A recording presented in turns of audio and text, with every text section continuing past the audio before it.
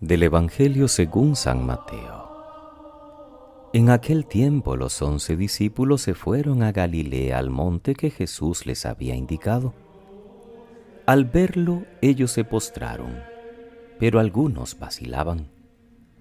Acercándose a ellos, Jesús les dijo: «Se me ha dado pleno poder en el cielo y en la tierra.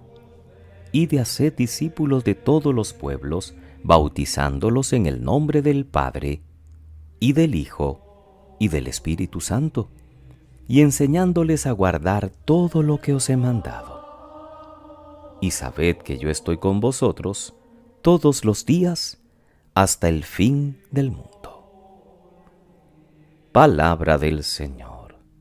Gloria a ti, Señor Jesús. Es domingo 27 de mayo, queridos hermanos, domingo de la Santísima Trinidad.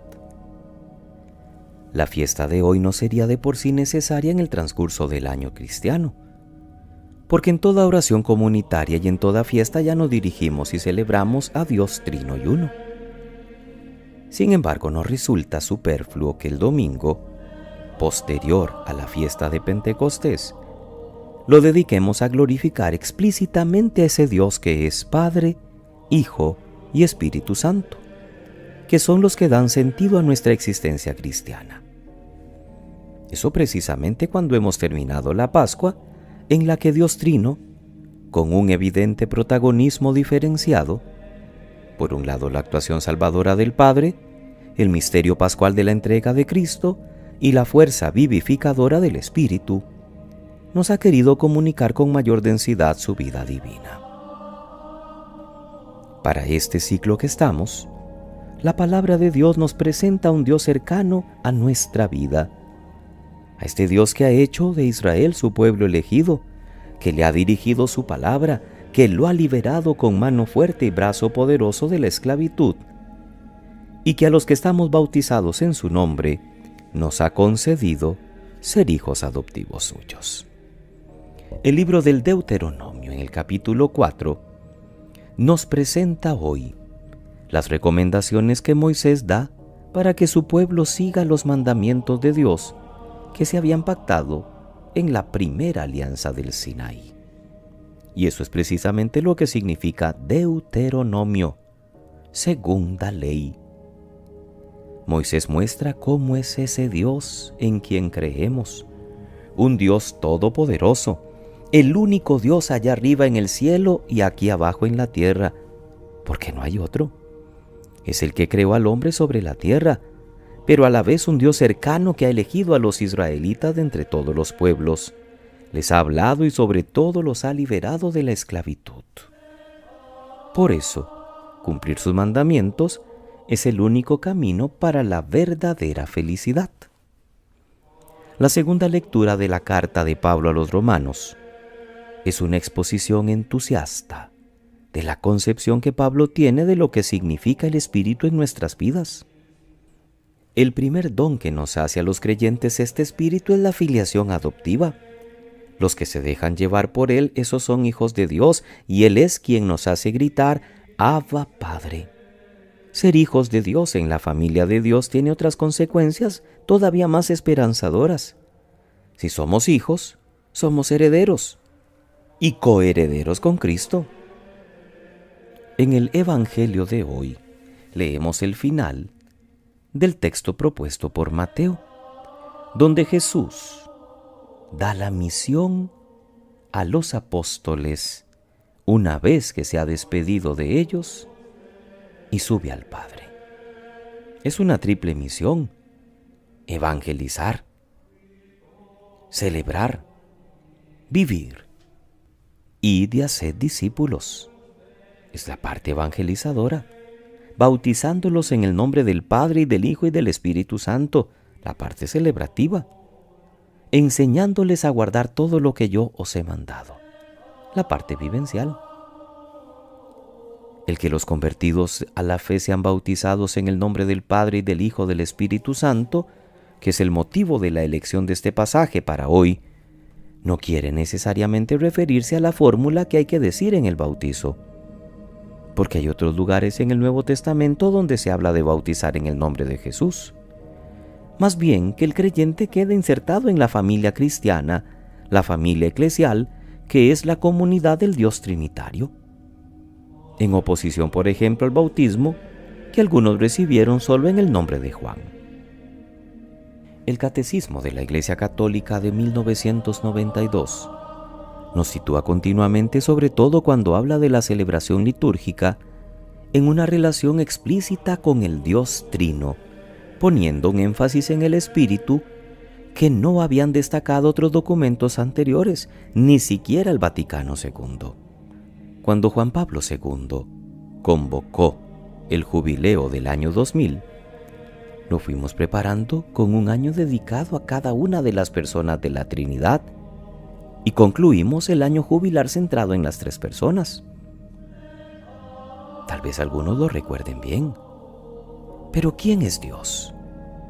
¿Cómo es ese Dios en quien creemos? No es indiferente la imagen que tenemos de Dios, porque de ella depende en gran parte nuestra relación con Él, relación de criaturas, de esclavos o de hijos. Por eso los textos de la misa insisten sobre todo en el admirable misterio de la eterna Trinidad y la unidad todopoderosa. Porque es admirable que nunca podremos comprender el misterio de estas 3 personas llenas de vida, trascendentes y plenamente unidas entre sí, que sin embargo son un solo Dios, un solo Señor, 3 personas en una sola naturaleza, donde no hay diferencia ni distinción, una única naturaleza e iguales en dignidad. Tal vez tengamos que esforzarnos más en vivir el misterio que en comprenderlo. Nuestro Dios no es un ser perfectísimo y lejano, omnipotente y frío, retratado en un problema aritmético de personas y naturalezas. No, cuidado.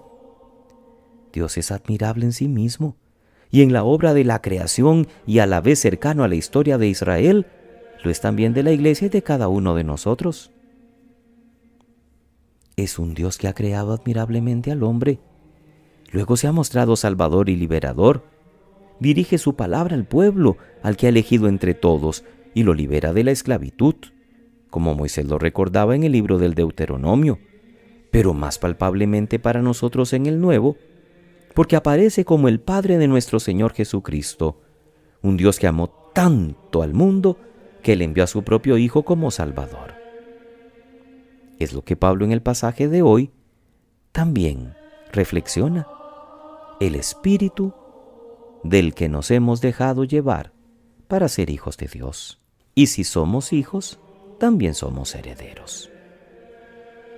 Nuestro Dios es un Dios cercano. No es un Dios filosófico, no es un Dios inaccesible. Es un Padre que ha entrado en la historia. Es un Hijo que se ha hecho hermano. Es Espíritu Santo que nos llena de su fuerza y de su vida, porque somos hijos de Dios. Y ser hijo significa que no debemos vivir con miedo. No debemos vivir como los esclavos, más bien llenos de confianza y con amor, porque ser hijo significa poder decir desde el fondo del corazón, Abba, Padre. Nuestro Dios es un Dios cálido. Es el Dios bíblico que sin embargo algunos terminan acusando de un Dios castigador, cuando prácticamente ni el Antiguo ni el Nuevo Testamento nos presenta un Dios malcriado, o un Dios inaccesible, o un Dios que se ande desquitando al mejor estilo de los dioses griegos o romanos. Tanto nos ha amado que su propio Hijo quiso dejarnos un retrato del Padre, no con teologías muy razonadas, sino identificándolo con el Padre de aquella parábola de Lucas en el capítulo 15. ¿Cuál es la imagen de Dios que yo tengo? ¿Y cuál es la imagen que estoy transmitiendo a los demás? ¿La de un Dios cercano?